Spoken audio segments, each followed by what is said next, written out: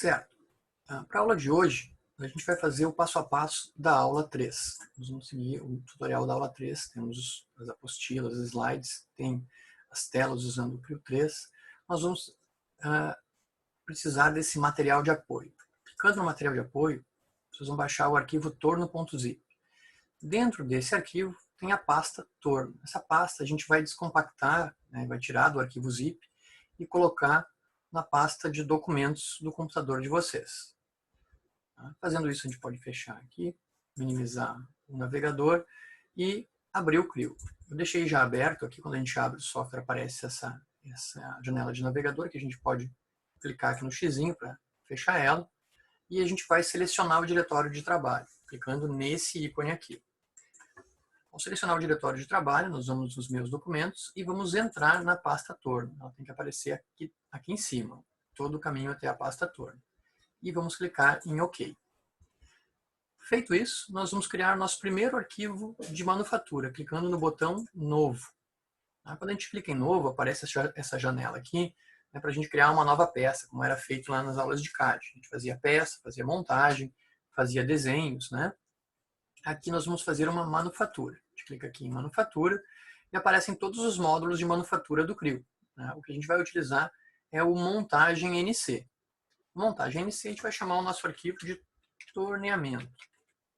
E a gente vai desmarcar esse checkbox aqui de usar o default template. Nós não vamos utilizar o default template. O default template, quando a gente cria uma peça nova, né, peça, montagem, ele cria planos padrões, né, os planos frontal, lateral esquerdo e de topo, e um sistema de coordenadas na intersecção deles. A gente não quer isso, porque esses planos vão vir com o nosso modelo de referência, que é a peça que a gente vai carregar depois. Então, a gente desmarca aqui, dá um OK, e ele mostra a seleção. Como a gente não escolheu o default template, ele pergunta qual template que a gente quer usar, né, que são as opções que ele está colocando aqui. A gente não quer nenhum desses, a gente quer o vazio.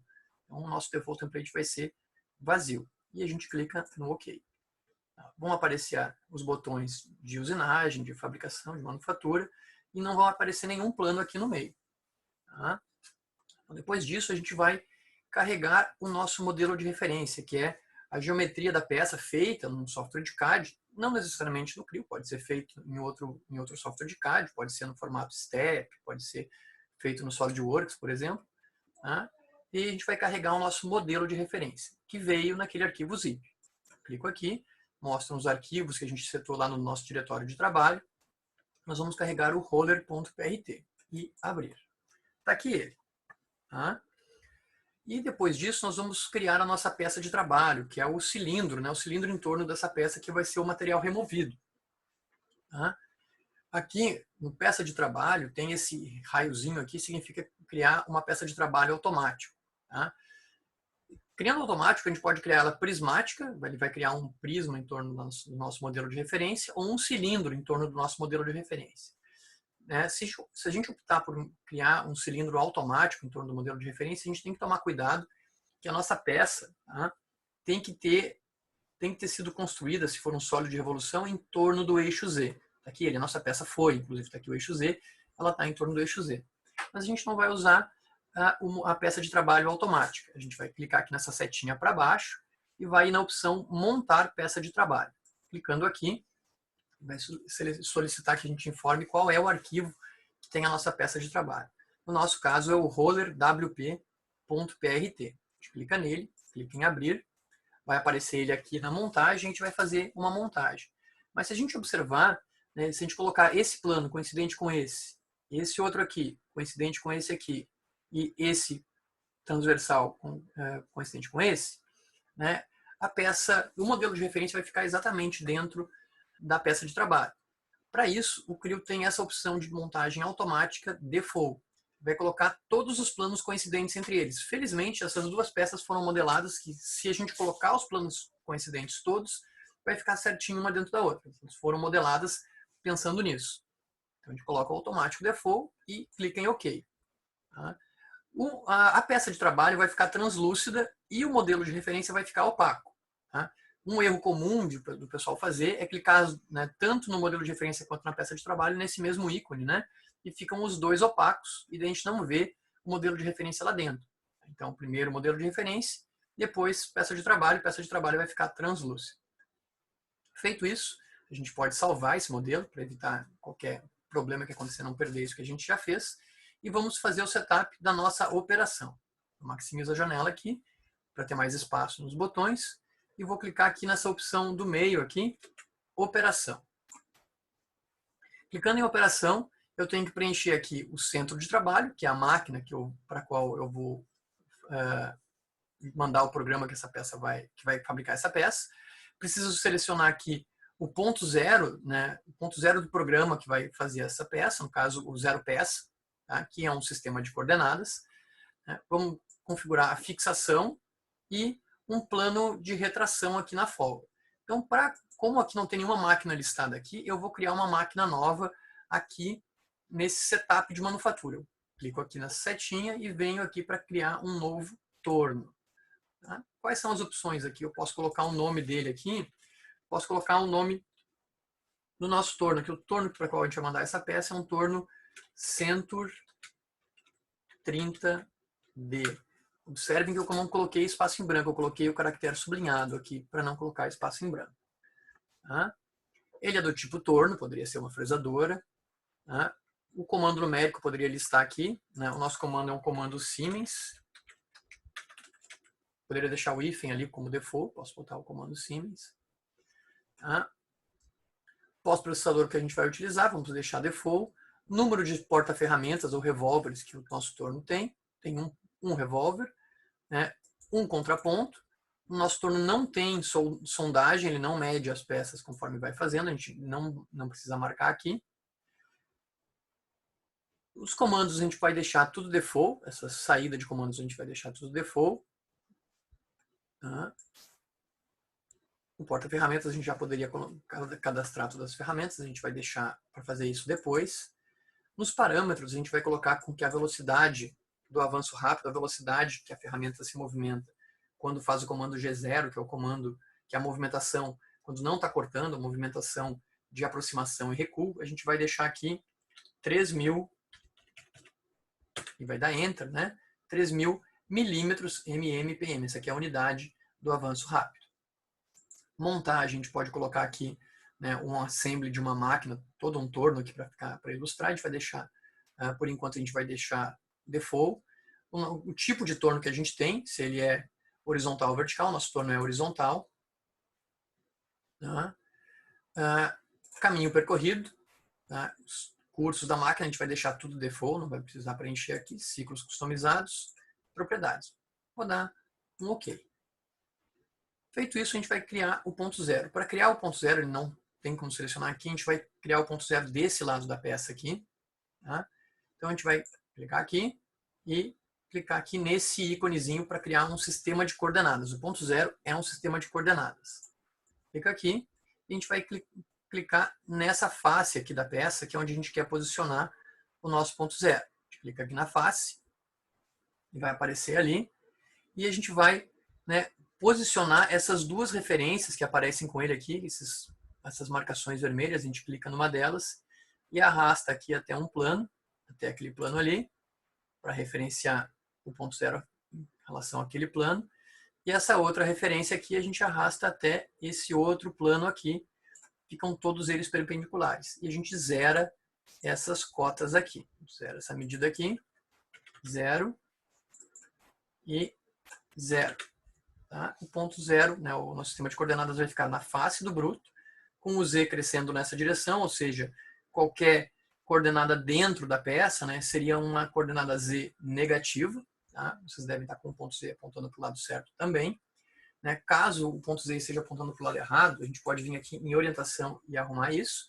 Né? E quanto ao x e o y, tanto faz, não tem problema, porque, né, se a gente posicionar incorreto x ou y, o próprio software rotaciona a peça e vai orientar a coordenada x para o lado certo. Então a gente vai em propriedades e chama ele de ponto sublinhado 0. Eu estou colocando tudo em maiúsculos, tudo em letras maiúsculas, para ficar mais fácil de clicar quando eu precisar clicar nele durante os desenhos. Eu vou clicar em OK.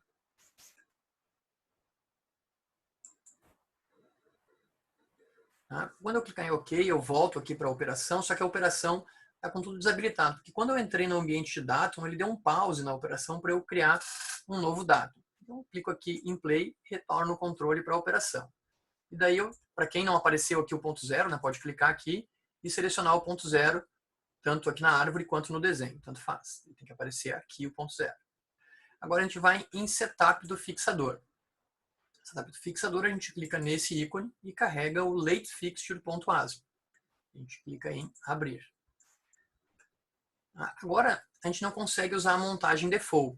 Aí, agora a gente tem que fazer uma montagem manualmente. Para quem não lembra como são os controles do Creo, segurando na tecla Shift e o botão do meio, ele faz esse pan, ele desloca lateralmente. Tá? Eu vou querer selecionar agora aquele eixo central ali da peça, esse eixo aqui da placa. Tá? Ele deve aparecer destacado aqui.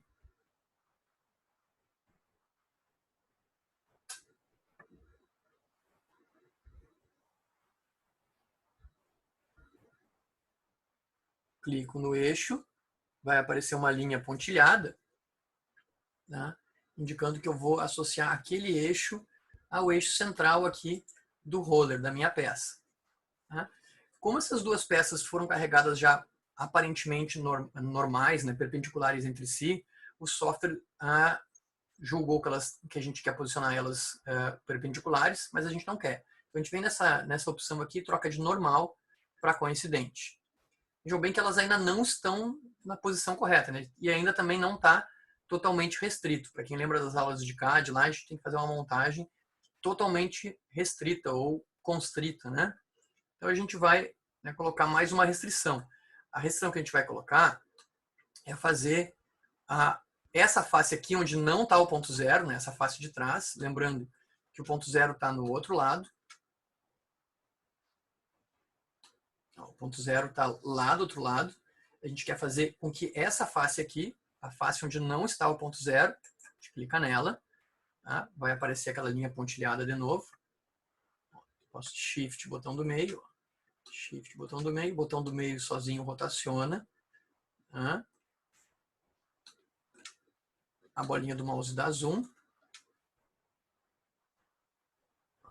E eu vou querer com que aquela face de trás da peça seja coincidente com esse degrau aqui do mordente da placa. Eu clico aqui e como a peça estava distante, por padrão, né, bom, já está totalmente restrito. Só que a minha peça não veio para cá. Tá? Ela está posicionada a uma distância. Tá? O que a gente vai fazer agora para que ela fique coincidente é vir aqui nessa distância e trocar para coincidente. Tá? Bom, a peça sumiu, né? O que acontece? A gente poderia achar ela com zoom, mas a gente pode clicar aqui em reajustar, ela vem bem para o lugar que a gente queria. Tá? Feito isso, a gente concluiu a colocação do sistema de fixação. Ele está totalmente restrito, a gente pode confirmar nesse botão. Tá? Pode fechar aqui a aba do fixador. E agora a gente vai criar uma folga, ou um plano de retração. Tá? A gente vem aqui na opção folga, clica aqui, e a gente vai criar uma folga do tipo plana, tá? Porque a gente quer criar um plano de retração. Tá? Ele pede aqui uma referência, que sempre que o software solicita alguma informação para nós, ele informa aqui embaixo. Ó, tá? A gente pode até aumentar esse espaço aqui para ver outras informações que ele foi pedindo. Sempre aqui as informações que o software está solicitando ao usuário. Então agora ele pede que a gente selecione uma referência como um plano, um sistema de coordenadas ou uma operação. A gente vai clicar no sistema de coordenadas. A gente pode clicar no ponto zero aqui no desenho. Pode clicar nele aqui no desenho. Ó, vai se destacar ali.